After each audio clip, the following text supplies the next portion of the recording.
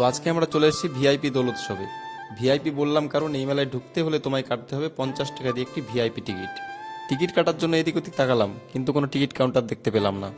এরপর গেটের কাছে গিয়ে বুঝলাম যে আমার আসতে অনেকটা দেরি হয়ে গেছে, যে কারণে টিকিট কাউন্টার বন্ধ আর ফ্রিতেই ভেতরে ঢুকতে দিচ্ছে। যাই হোক, ফ্রিতে বিড়িও লাভ, তাই আস্তে আস্তে ঢুকে পড়লাম ভেতরের দিকে। ভিতরে ঢুকতেই দেখলাম এক টাইটানিক স্টেজ। তবে এটা বুঝতে বাকি রইল না যে টিকিটের সাথে সাথে প্রোগ্রামও শেষ। ফ্রিতে স্টেজ দেখা গেছে, এটাই অনেক। আর একটু এগোতেই দেখলাম যে এখানে ফটো তোলার জায়গাও আছে, আবার কারোর হাতে ডিএসএলআরও দেখলাম। তবে আমার ভাই ফটো তোলার মতো কেউ নেই, তাই সুরসুর করে কেটে পড়লাম। এরপর একটু খিদে খিদে পেয়েছিল, তাই একটা সিগারেট কিনলাম।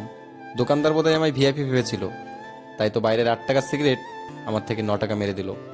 এরপর সিগারেটে মেরে দু টান, ধরে নিলাম ইউটার্ন।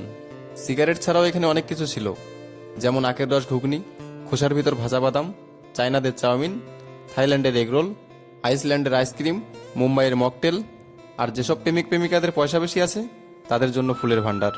তো এই ছিল 50 টাকার ভিআইপি দোল উৎসব ফ্রিতে দেখার অভিজ্ঞতা। ভালো লাগলে একটা লাইক।